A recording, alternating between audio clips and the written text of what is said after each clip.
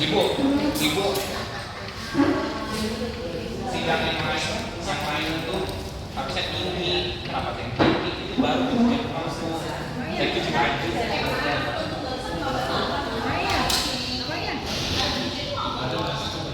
Kamail ya, Kamail.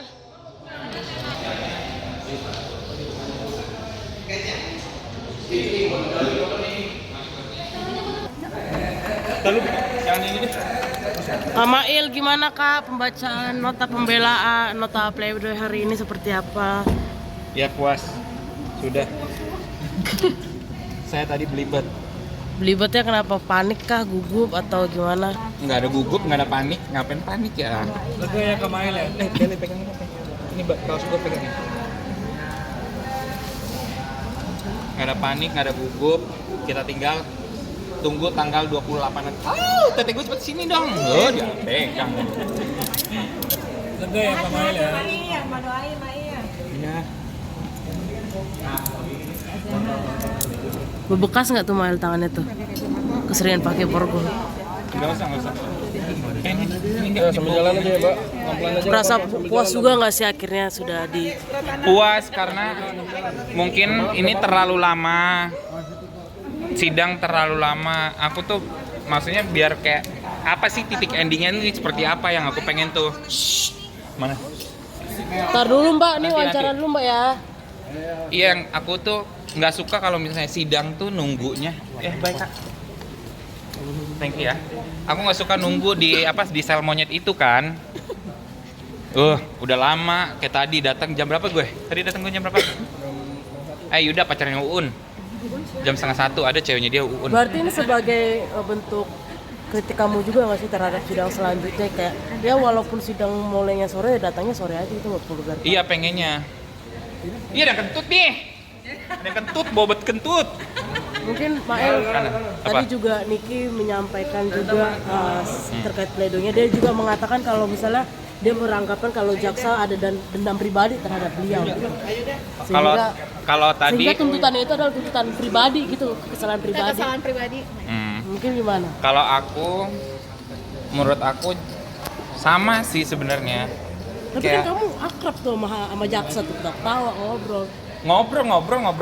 Ada yang kita kalau saya gosipin, ada deh gosipin orang. Adalah Kamail, kemarin lagi rame kamar Joni, sesel nggak sih di Cipinang? demi Allah dia bukan Cipinang. Dia di Kalian? Salemba. tapi dipindahin ke Cipinang. Emang iya? Gua demi Allah gua tuh nggak tahu. Soalnya kan gua di Rutan. Tapi ketemu sama siapa aja Kak Mael di sana? Kecuali Fadel. Siapa ya?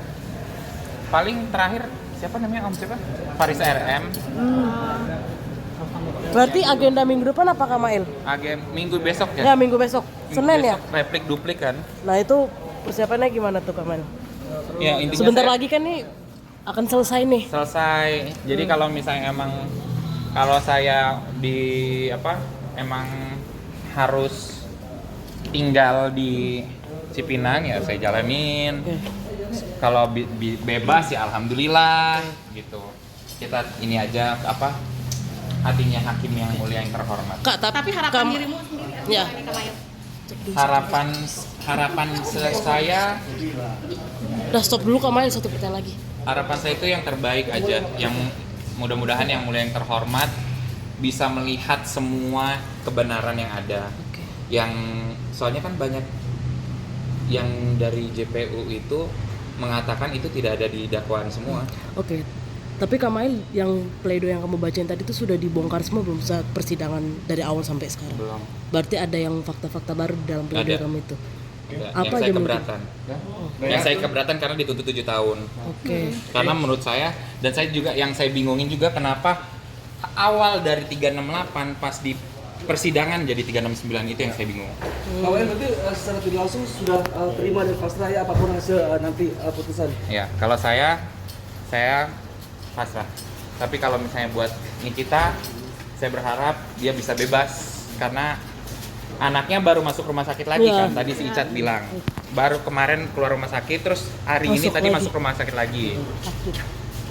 Gitu. Jadi saya berharap nih ya kalau misalnya saya emang harus masuk ya saya masuk nggak apa-apa. Tapi Nikita yang harus bebas. Apa yang dikangenin Kak? Yang dikangenin apa? Iya, dari dunia.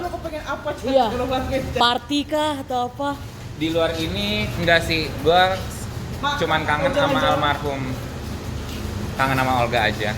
Jadi mungkin kalau misalnya nanti udah keluar, gua tempat pertama yang gua datengin adalah kuburan Olga Saputra.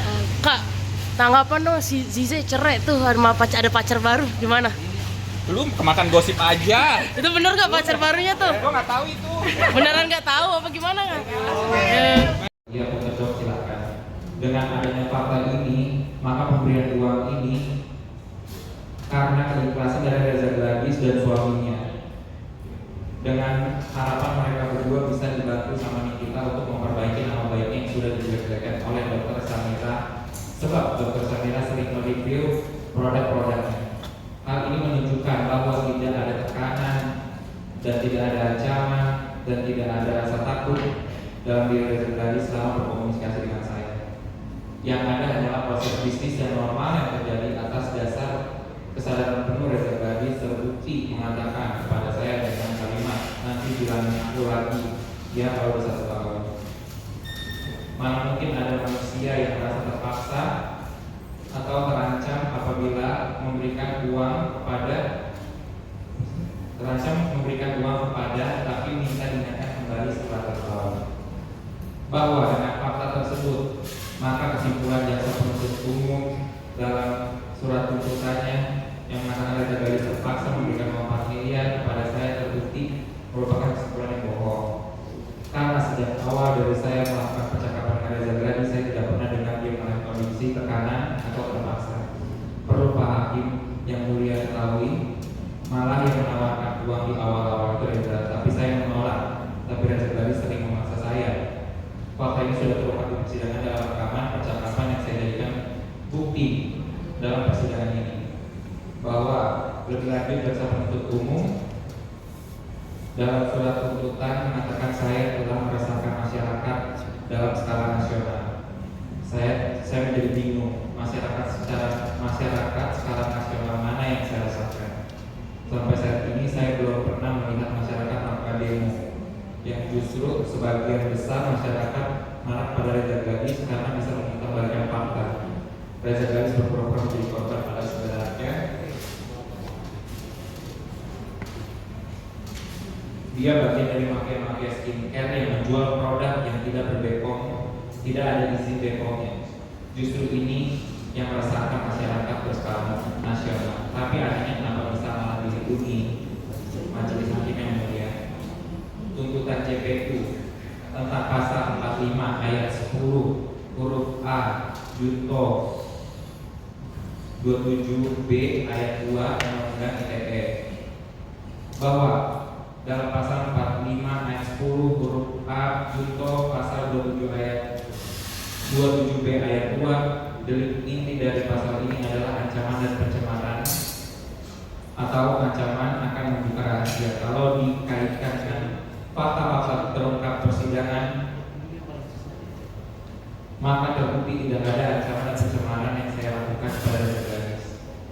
Bahwa dalam surat tuntutan pada halaman 111 dan 119 jaksa penuntut umum pada intinya menyimpulkan terhadap 4 gambar berupa glowing user cell dan 1 gambar nota pemberian e-commerce glowing user cell grafik yang telah diburamkan tanggalnya. Tersebut akan saya kepada Reza Gladys sebagai alat untuk mengancam Reza Gladys